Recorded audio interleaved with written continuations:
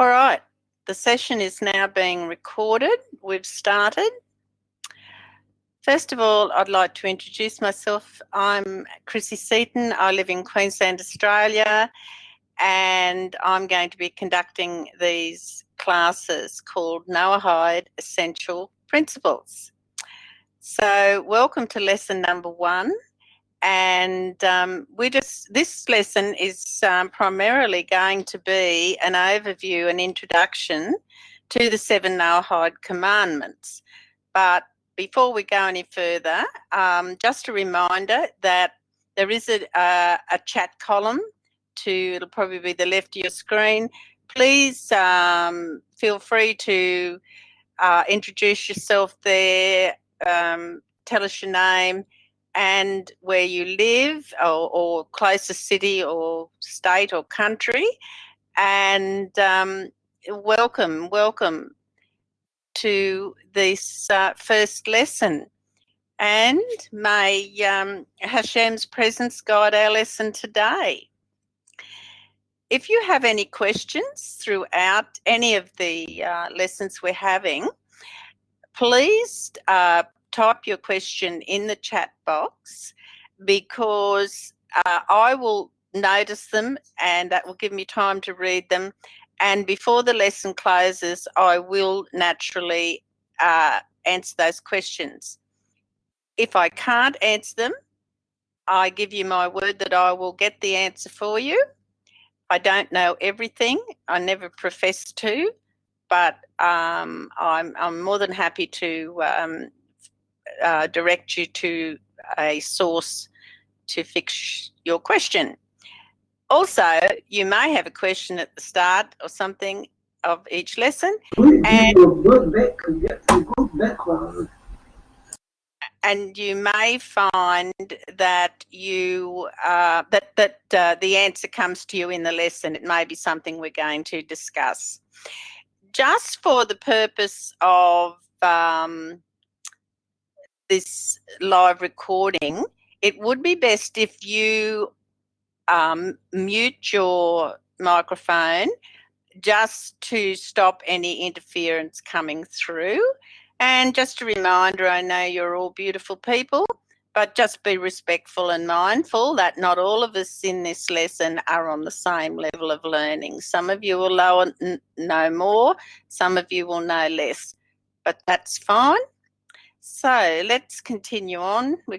Can you see these slides, by the way? Just someone give me a thumbs up if you can see the slides. This first lesson is week 1, and there will be 9 lessons altogether going over 9 weeks. At the end of the 9 weeks, there is an option for you to take a quiz, which will be posted up at an appropriate time. And that would be nice, because I think you can, I think Ray can organise a nice certificate for you. Hello, Ray. Welcome aboard. Don't go too far away. I might need you. I might run into some difficulties. So there'll be 1 lesson each week, and there will be reference sources provided. And just as an example, I've got here TorahOnline.org.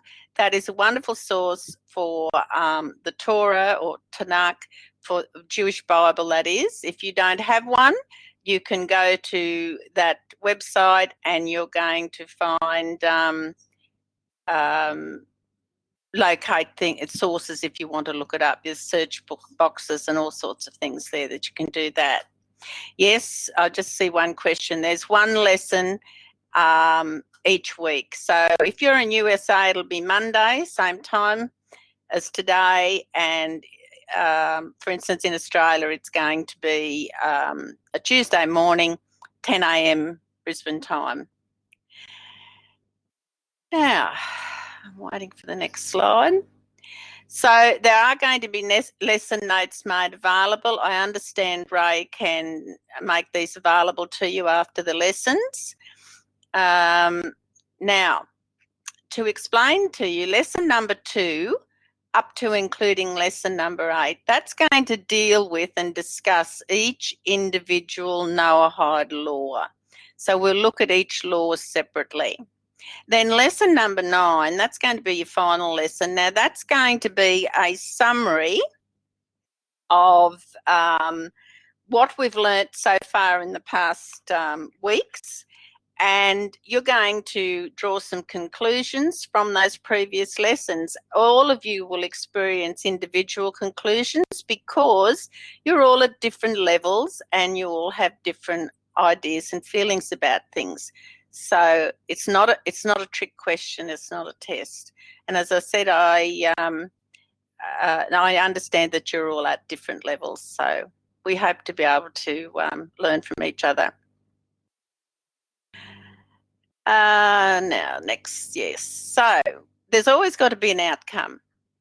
And so we envisage this outcome from these 9 lessons, that at the end of those 9 lessons, that you're going to have a basic understanding of what the actual Noahide commandments are, God's divine laws.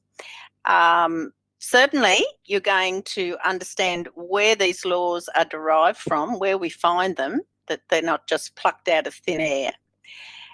And also, understanding how those laws translate into your everyday life as a Noahide. So, again, each individual is just that. They are an individual. So all our experiences and understanding and learning is all done at different levels, and we all adapt differently. So we must always acknowledge that and be respectful of each other and help each other along. Now, when we look at this slide here, of course the questions are 7 Noahide commandments, 7 universal laws. So they're universal principles for all mankind. But the question arises here, why do we have them? What are they? And where do they actually come from? Well, the short answer here is that the 7 divine commandments were given to safeguard society, to ensure that society operates in a respectful, peaceful, harmonious manner. And this will unfold as we go through each of these Noahide commandments in the next lessons that we have. And we'll also look at individually each one what they are. And what you need to understand also is that these 7 Noahide commandments are actually categories of Noahide laws. So for each Noahide law, there are several little leaves or branches that spread out from that, and we'll uncover that with each unfolding lesson. And when we are looking at where do they come from, that's often the first thing people will ask.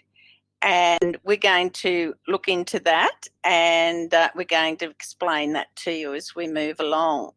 So the 7 Noahide commandments, the thing to understand is that these were given for all mankind. And before we go any further, that means both Jews and Gentiles alike. So the 7 Noahide commandments are divine laws that apply to all mankind. And they were given by God as early back as the time of creation. And again, these 7 Noahide commandments were reiterated at Mount Sinai when Hashem, that is God, gave the Torah through Moses. And we will discuss more of that as we go along with these lessons. But I'm just trying to give you some background information that will help you in this first lesson to understand where we're going. So, without these laws, we would have chaos. Some people might think there is chaos in the world already. There is at times. But these laws that were given by God were for the benefit of society, community, and for the individuals. On to the next one. I'm hoping you can all see these slides. I imagine you are, or I'd have heard from someone by now. The red dot, yeah, isn't it nice? It's lovely to play with, isn't it? You can draw with it too. Okay, so here are 7 categories of the Noahide laws. And the first one, of course, says, do not worship idols. Now, that means there's one only true God. The second one says, do not blaspheme his name. So that means we shouldn't curse God or say bad curses or names. And that means that we're honouring God, who we call Hashem. Do not murder or injure. Sounds really reasonable enough, doesn't it? And do not have forbidden relationships. Do not rob, steal, or extort. Most of us wouldn't do that. Also, to set up courts of law and justice. And the last one, do not eat the meat from a still living animal. That's an interesting one to have, isn't it? So the other thing that we need to understand also is that these 7 categories of law, I'll just go to the next slide here. These 7 categories of law didn't just happen out of thin air. The first 6 were given to Adam and Hava at the time of creation. And the 7th law, that is the law pertaining to not eating meat from a still living animal, was given to Noah when he exited the ark following the flood. I want to also stress here that the underlying essential principle of the 7 Noahide laws is that there is only one God. There's nobody else. No intermediaries that we go through, and certainly no triangular additives that we probably know about that exist in the world today. So, one God. You don't have to pray through someone else to get to him. There's no roundabout you get on till you find the right track to find him. Hashem, one true God, has always been there and always will be. That's the boss. Goes straight to the top. He is the CEO, whatever you want to call it, the company manager, but Hashem is the only authority. So there's no question about that. Now, just a little bit of a lag when I hit these slides, Ray. I hope I'm not holding up things. So here we explain that Adam and Hava, that's Eve, were given the first 6 laws. And the 7th law, of course, was the one we've just discussed about not eating the meat of a still living animal. And that is given to Noah. And that is why they are commonly referred to as the Noahide laws. It's the name that has been given to them. Everyone with me so far? I will get better next lesson. I'm just learning on this program myself. So I guess the next question is that we get to is, where do these 7 laws originate from? And a lot of people are new to being a Noahide or finding out about Noahide laws. They'll say, you know, show me the list, show me where they are.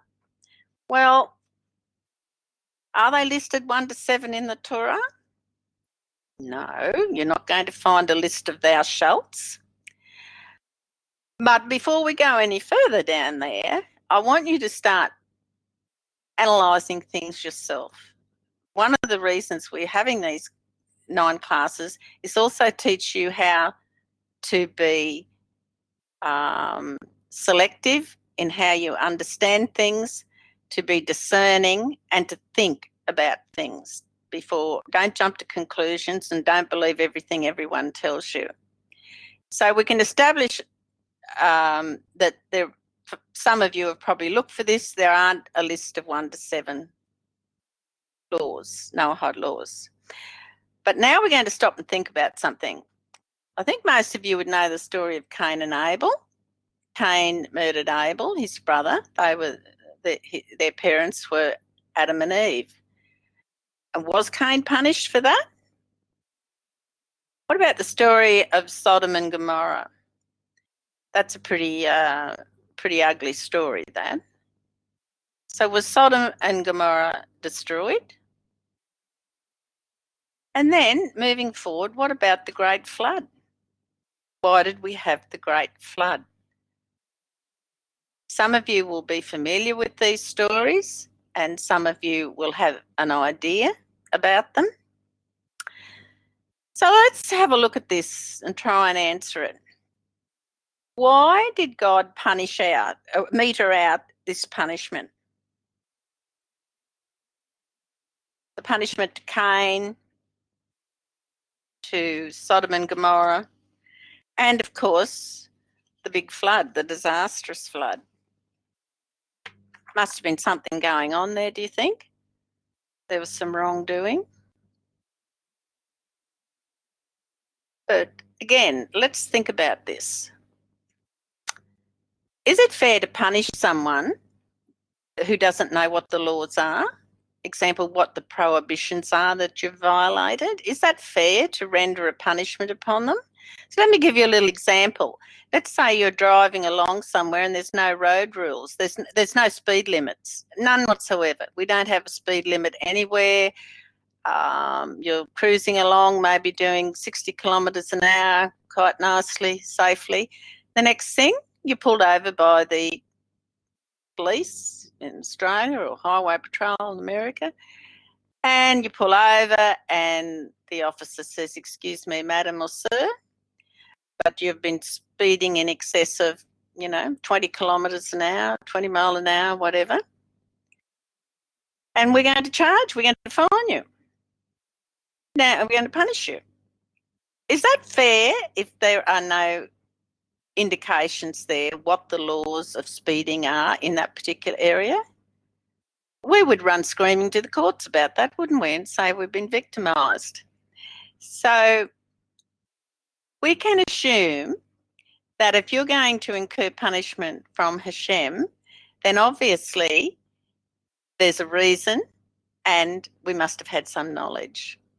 So did they know that their behaviours were sinful and against God laws? So what are your conclusions going to be about that? Have a little think. Now, Cain killed Abel and he was punished for his murder. So where are we going to locate that?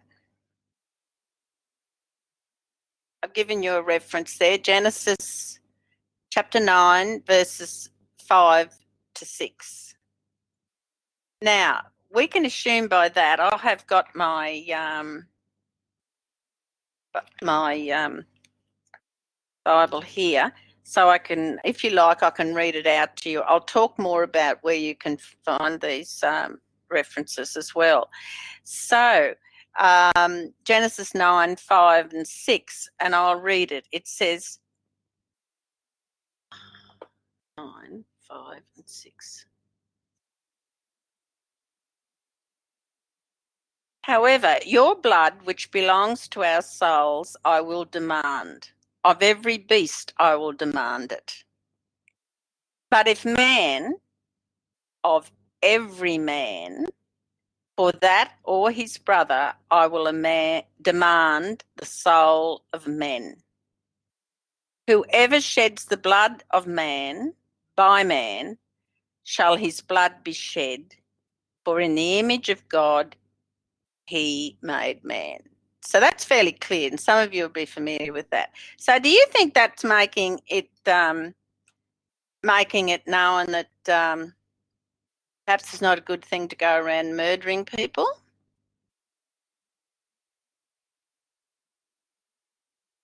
Then we go along here and we come to the question of Sodom and Gomorrah. Now, it was destroyed for primarily gross wickedness and sexual immorality, among other things. And we have got several references here. You can look most of these up. I will read one or two of them to you so that you can get an understanding. So the first one there, I think, is Genesis 2:24, and that really sums it up. Just bear with me, I've lost my place here. Many people feel that this reference here in Genesis 2 verse 24 says it all. It actually is encapsulating everything that's more or less in these last references, but that's going to be your homework. You're going to look some of those up. But let's go to verse 24, chapter 2 of Genesis, and it says, "Therefore a man shall leave his father and his mother and cling to his wife, as they shall become one flesh." So that is pointing out the importance of family unity, the sanctity of marriage between a man and a woman. That's the foundation that the laws are based on when it comes to family and relationships. Now, some of you would be familiar with the story of Sodom and Gomorrah. If not, try and catch up on it before next week. It's horrific, some of the things that were practiced there in that place. And they, apart from anything, from their illicit relationships they had, which were shocking, they were not hospitable people. They didn't practice hospitality. They were very cruel. They certainly didn't care for the poor or the needy. And in fact, they punished people because they were kind or generous. There's two awful stories about how two young people were put to death because of their acts of kindness towards somebody else. Immorality, they were selfish, so they were against charity. And one young woman was murdered. She was burnt to death for doing kindness to someone else. And another young woman, her body was smeared with honey and she was placed up on a roof somewhere and the bees stung her to death. So it's pretty awful stuff. And so now we can understand why Sodom and Gomorrah was destroyed.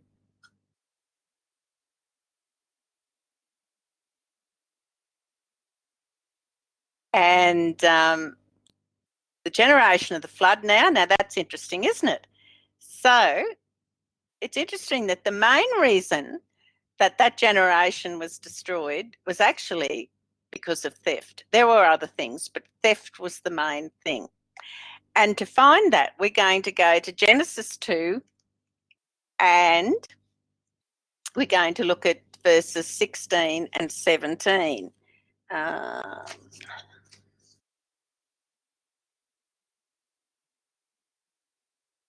And we find again, this is the basis for the prohibition against theft.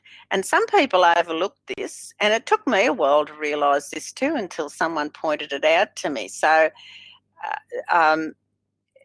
when we remember the story of Garden of Eden, where Adam and Hava were there, and remember, Hashem said, "I have given you every herb, blah, blah, blah, but you're not to eat from this tree." And we all know what happened. Let me read those verses. "And Hashem, God, commanded the man, saying, Of every tree of the garden you may freely eat, but of the tree of knowledge of good and bad you must not eat thereof. For on the day you eat of it, you shall surely die." Now that was the first act of theft, wasn't it? Because we all know what happened. Eve was tempted and took the fruit. And the other references in 21:25. I think I've got it here for you. I can also read that to you. 21:25. Oh no, I've lost my place now.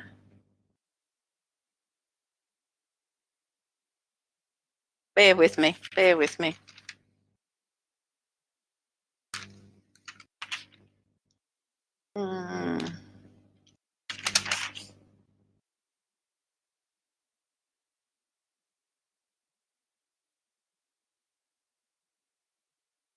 No, I've lost my place. I'll have to come back to that. Oh, I might be able to find it here.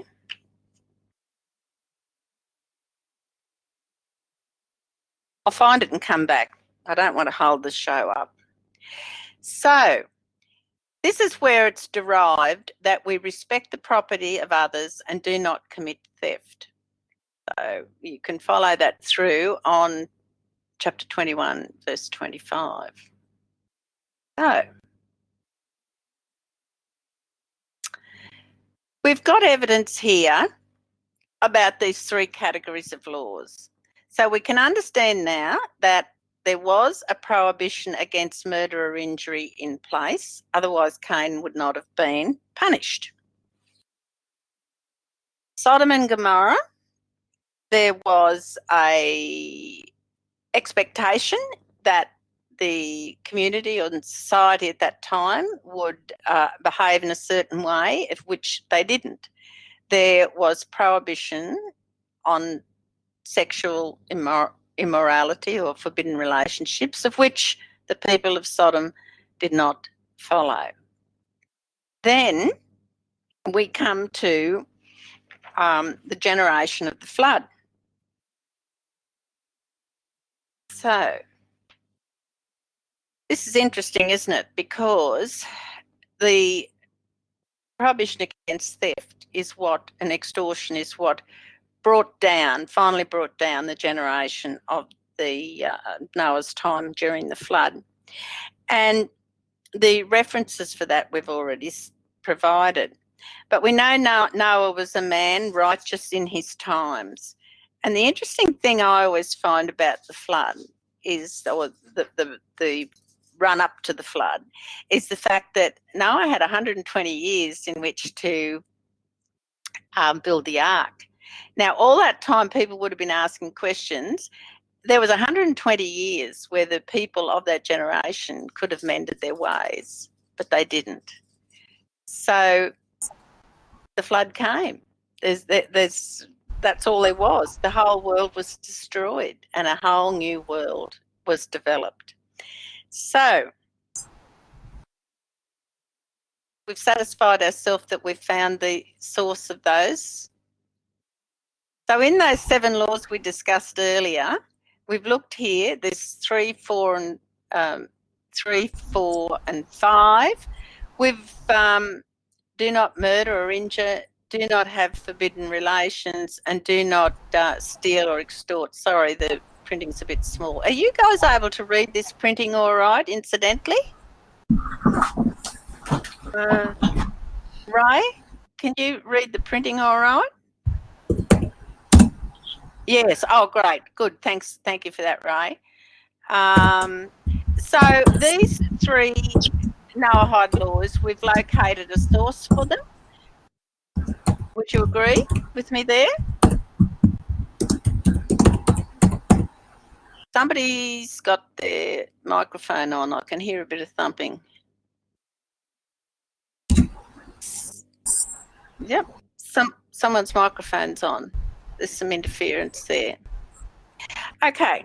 So let's look at the belief in the one true God and not worship idols. So we're going to look now at the other 4, the remaining 4 that we haven't located yet or found a source for. We could conclude that there were laws and commandments in place at the time of Cain, through Sodom and Gomorrah, and certainly at the time of the flood and Noah. So are we all satisfied about that? I hope so. So the underlying principle of our actual faith, actual belief, is that there is one true God, that we don't worship idols, that the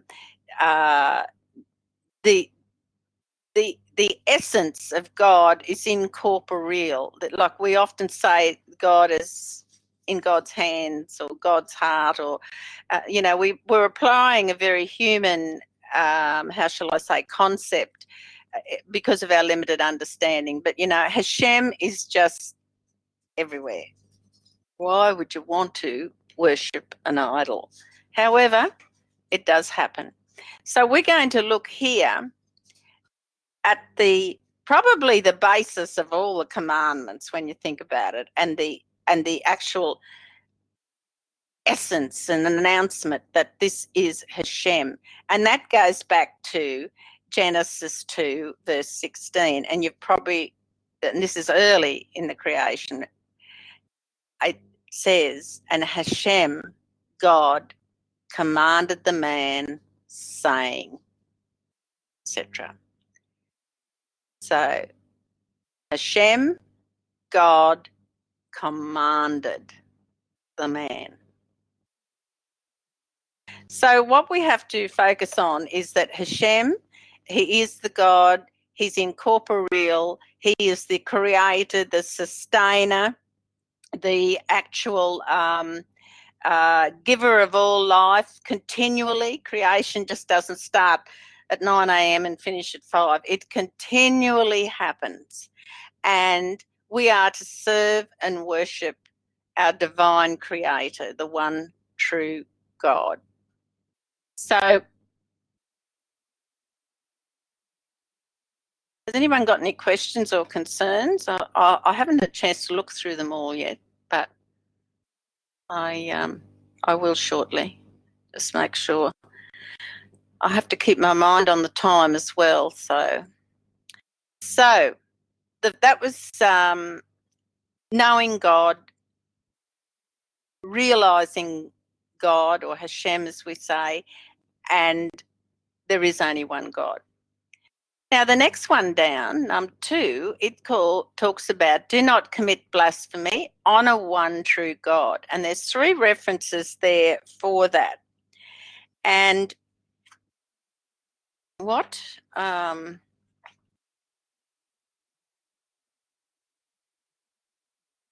the Noahide code explains very clearly that blaspheming God is a very, very serious sin. If you look up these references, I'm not going to do all the work for you, incidentally. You've got to look up some yourself. But you will find out that the punishment for blasphemy at the time of this occurrence was death. So blasphemy is extremely severe. Now, that's not just blaspheming Hashem's name, but that's also, you will learn in further lessons that even refers to swearing in Hashem's name, making an oath in their name and it not being fulfilled. That's part of this as well. So we mustn't desecrate the name of Hashem. And we're going to look at one of those there. It's in Leviticus 24, 10 to 17. I'll read that one to you because it is important and it gives you an idea. So I'm just going to read this. The son of the Israelite woman pronounced the name and blasphemed. So they brought him to Moses. The name of his mother was Shelomis, daughter of Divri, and of the tribe of Dan. They placed him under guard to clarify for themselves through Hashem. Hashem spoke to Moses, saying, remove the blasphemer to the outside of the camp, and all those who heard shall lean their hands upon his head. The entire assembly shall stone him. And the children of Israel you shall speak, saying, any man who will blaspheme his God shall bear his sin. And one who pronounces blasphemously the name of Hashem shall be put to death. The entire assembly shall surely stone him, proselyte and native alike. When he blasphemes the name, he shall be put to death. And a man, if he strikes mortally any human life, he shall be put to death too. So there's a reference also to murder. So I would say we're pretty clear about how important it is not to blaspheme Hashem.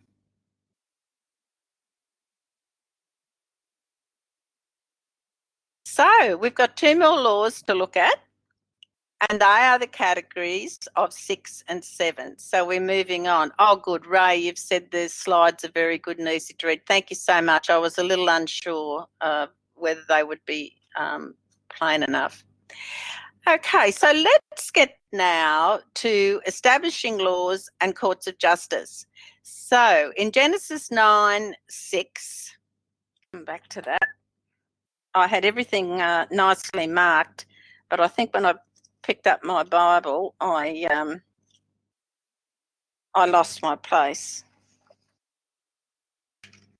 There would be those in my family that say I often lose my place, but never mind. So we're here, 9 and 6. Whoever sheds the blood of man, by man shall his blood be shed. For in the image of God he made man. Now, it's important that we understand something here, and you'll understand it when you reread it, that it talks about, in Hebrew it says ish ish, a man, any man. So what is inferred here is that if a person sins, or in this case they're talking about murder as well, then another man must see that they're punished. So this is where the reference to establishing courts of, first of all, establishing laws that society can live by safely and humanely and with dignity, and then providing justice systems, courts of justice, so that if anyone does offend these laws, break these laws, etc., then correct and judgment can be administered. So that's where that's inferred from. Ish, ish, if man, a man, any man. So it applies equally to Noahides and Gentiles. Now, in Gentile societies are obligated to practice justice and establish righteous courts. Can I just say that some of the bad press Noahides get about how we're going to guillotine everyone, that's not going to happen for two reasons. A Noahide court as such is not in place at this time in history, and it cannot be in place at this time in history. And secondly, just to make sure everyone understands, not every country has the death penalty anyway, and Australia's one of them. So those people that say that's what we're going to run around doing are misled. So let's get to the last law, and this is the 7th law, which was actually given, as I've stated before, it was given to Noah when he exited the ark. And bear in mind, I want you just to build a picture up in the back of your mind about this. This family have been locked in a floating, almost like a time capsule. It's like it in this protected environment. They come out and it's a whole new world. Nothing is the same as it was before. Nothing is the same. So everything has to start again.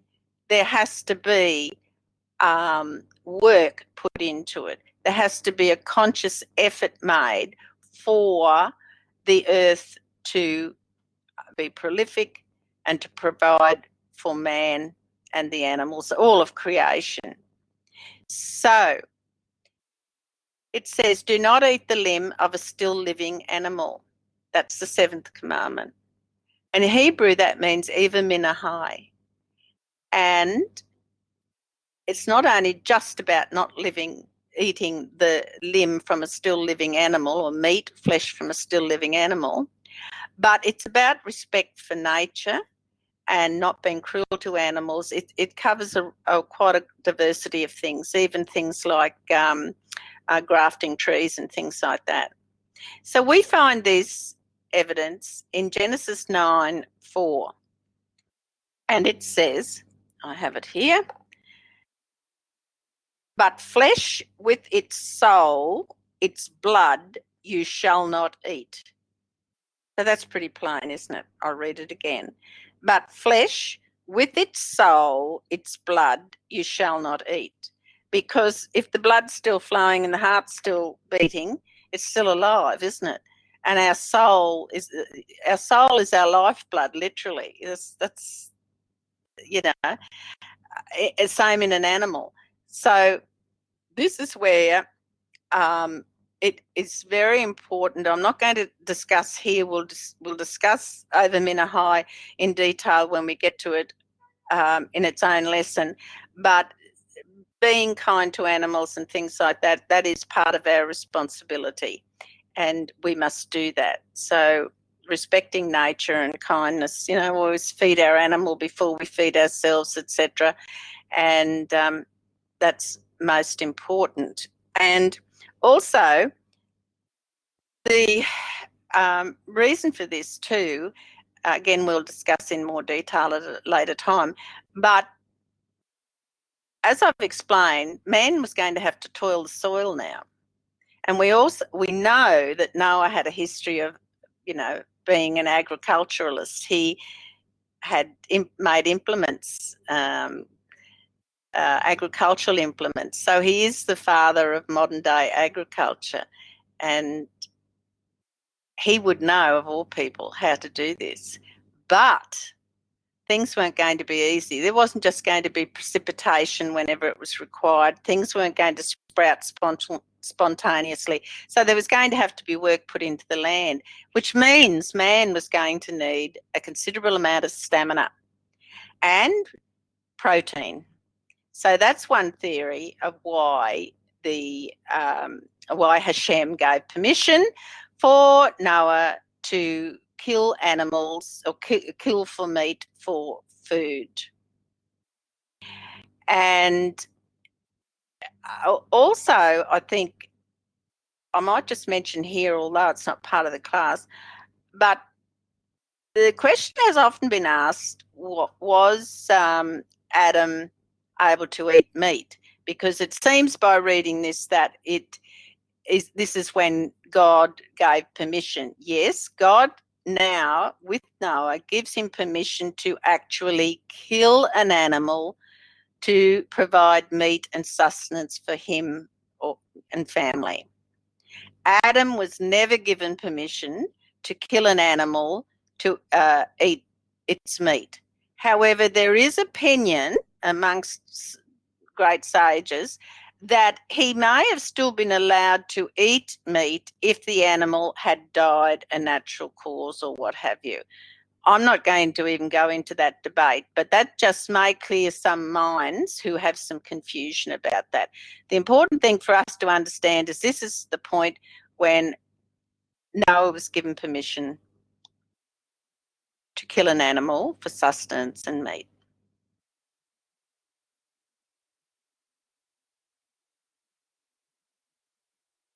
So, can we be satisfied that we've come across the 7 Noahide laws? Have we got some reasonable affirmation within each of you that you feel there is evidence for these laws, that they weren't just plucked out of thin air or decided by some rabbi 500 years ago?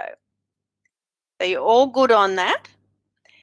And always remember that the balance of the scales in the eyes of Hashem, one good deed can rectify many bad things. One bad deed can undo many good things.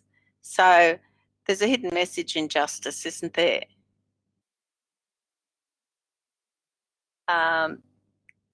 we do want to know where the stories are found. Yes. Now, in these videos, each of these video slides, I beg your pardon, you'll see I've given the reference to where those biblical verses are. And also, I'm going to provide at the end a list of sources for you where you can go. Just bear with me and I'll get to that shortly. So I guess what I'm wanting to grasp now is, do we understand that there are actually 7 Noahide laws, 7 divine commandments, that there is Torah evidence, why we have these laws. These laws are for all mankind, 6 given to Adam, 7 to Noah, and the 7 laws are again reinforced at Mount Sinai at the giving of the Torah by God through Moses. So now I'm just going to bring you over to, I can come back. So next week's going to be lesson number 2, and we're going to explore the first Noahide law, which is prohibition against idolatry. Just letting you know where we're going. Yes, thank you for mentioning that, Ray. The class is recorded, so you can come back at your own leisure and go through this again. Now, there is a little page here. This will be added to each lesson. I'll add more stuff to this, but you can I just make a recommendation to you before I go any further? Just bear with me.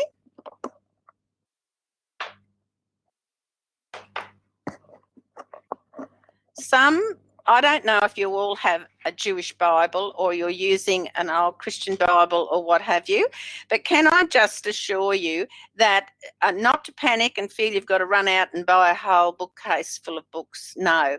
If you see here, there is the website for kebab.org.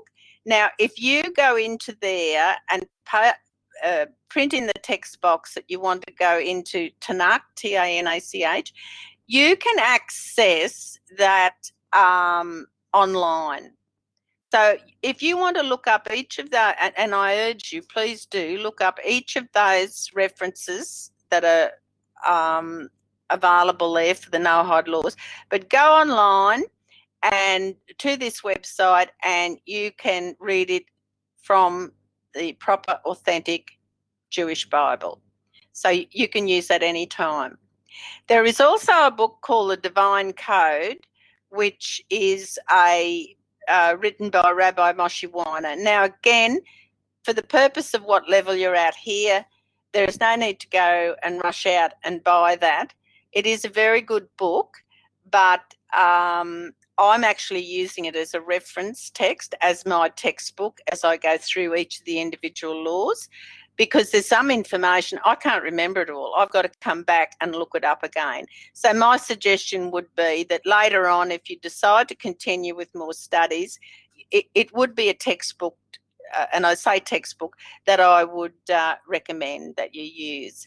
Now, also the Book of Psalms, I often think that they are underestimated. Some people, when they're first finding out about the Noahide laws or thinking about it, they think, well, you know, other religions have prayer books and things like that. Look, the Book of Psalms is wonderful. It gets you in a relationship with Hashem.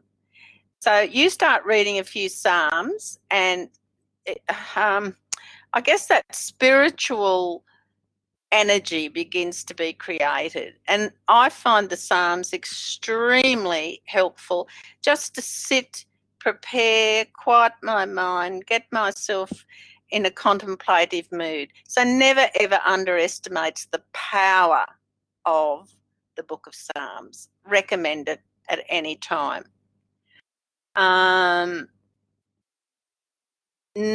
Somebody's put yes. If you have Kindle Unlimited, yes.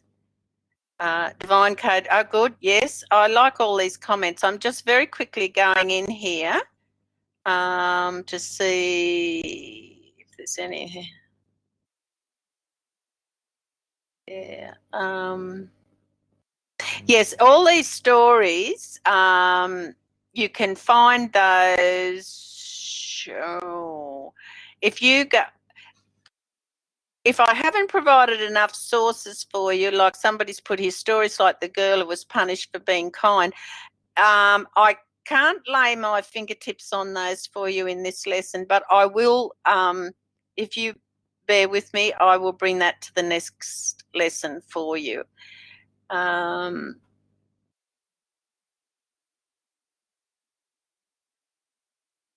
You tell some stories about Sodom and Gomorrah, which are not in the Bible. Okay, we'll get back to that.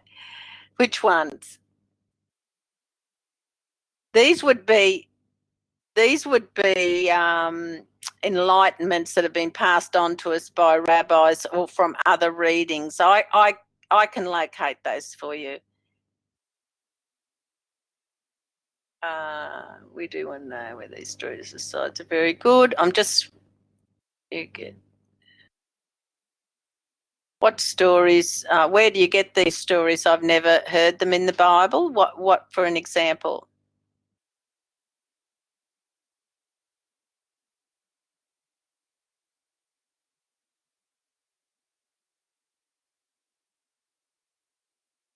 Okay. Any other questions? Oh, hello, Amos and Stephen from Australia. What's with the red dot? That's my little pointer. Keeps me focused, supposed to. Are you only seeing me in the corner? Look, that's close enough. I can make the image perhaps bigger next time. I'll have time to explore this site. It's working much better than I thought. Thank you so much, Ray, for making it so usable. It's just I'm a bit rickety.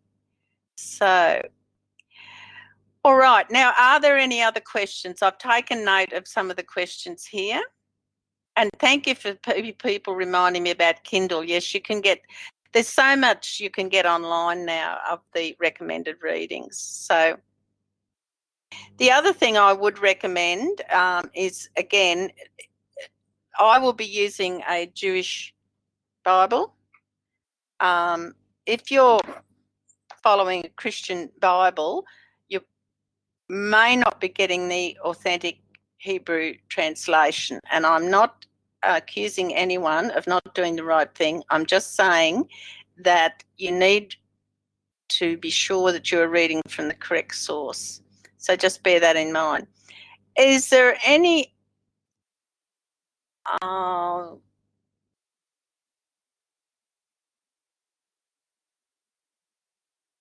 where are we at? The book is on Kindle. What's it says here? You say you can't have a mediator, but didn't Israel have a mediator with the priests? I'm not sure where that, what that comment's in relation to. Transliteration. Yes, the Hebrew text, the one that I've got is it's got your Hebrew, and then it has the English, and then of course it has all the commentaries and things like that. So it's extremely helpful if you're going to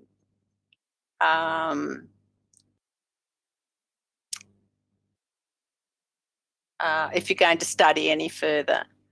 Right. Now, Art Scroll, yes.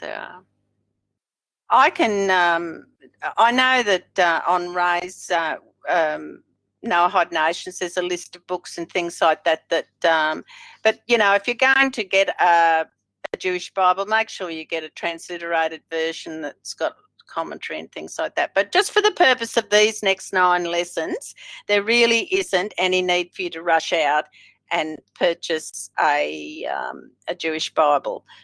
Bear in mind that we do know that the level of each of you may or may not be the same as each other. So there's some of you who, you know, if some of you, this may be a little, how shall I say, elementary for you, but, you know, it never hurts to hear the same stuff again, perhaps from a different person or what have you. So if there's no further questions, Ray, is there anything I've overlooked or whatever? And thank you for being here. I feel comforted by your presence.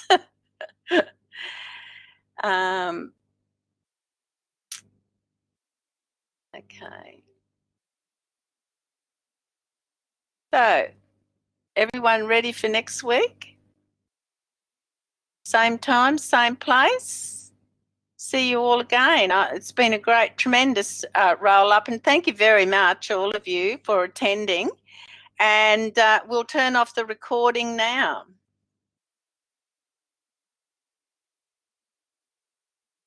Good morning. Good morning. Who's that? I can hear. It's Stephen and Amos. Oh, Stephen and Amos, how nice to hear your voices. It was a great class. Thank you very much for the introduction. It was great. Oh, look, as I said, it's the first class I've done on this site, and I used to be able to do these things for nurses years ago before I retired, and do it with my eyes shut. But everything's got so much nicer and better now. I've had to relearn all over again using these. Yeah. That's wonderful.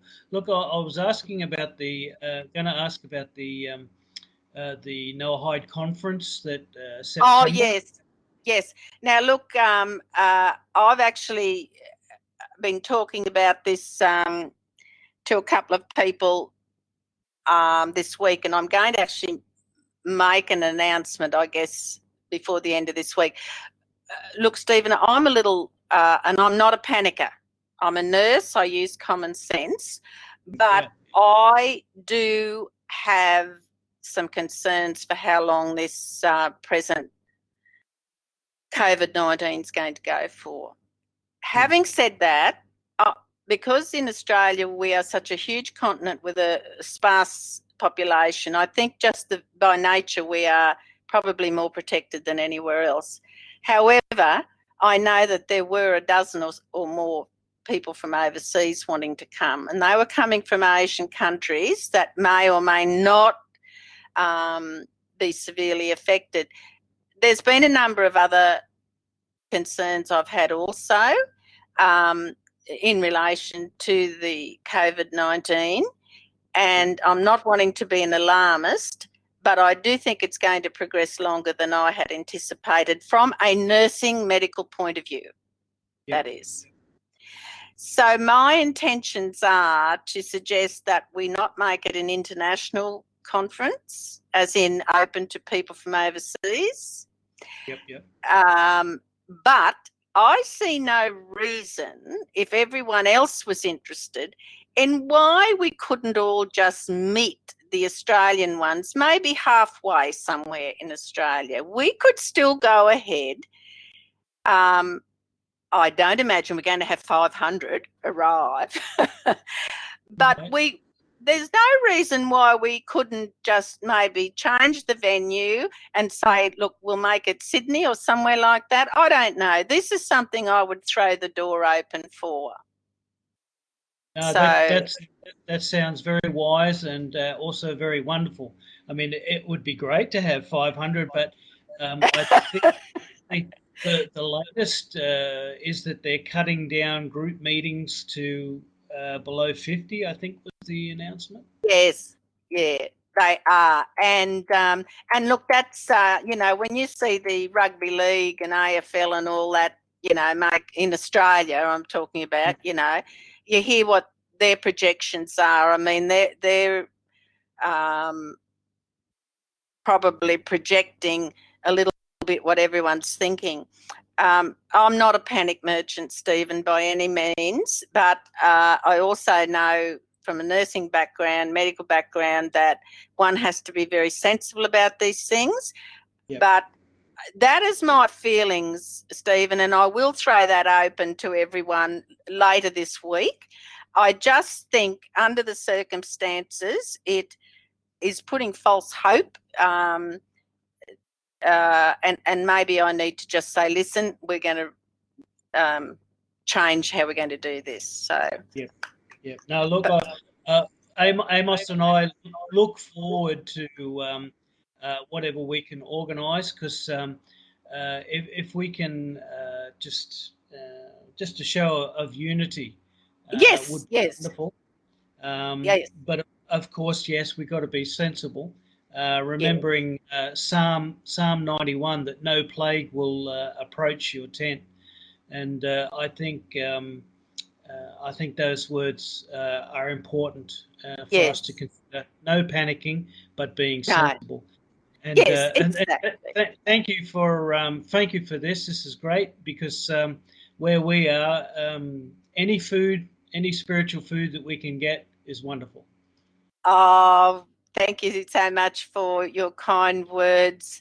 And look, we in Australia, again, we're so vastly isolated, and I think that's a shame. But that's why I was so keen to get together this year. But Baruch Hashem, I miracles mean, come in the most unusual way. And maybe we can be more concentrated and say, look, let's have a loosely casual gathering somewhere, right. and and and we can at least get to know one another, swap some ideas. We don't have to be in a conference room with air conditioning or something there's lots of things we could still do to meet and greet and share Yeah, things. So that's what we'll yeah, work on. yeah. Look forward to it. We look forward to it. Oh, thank you so much. And yes, it is. It's just it's an isolating experience, and I understand that. I really do.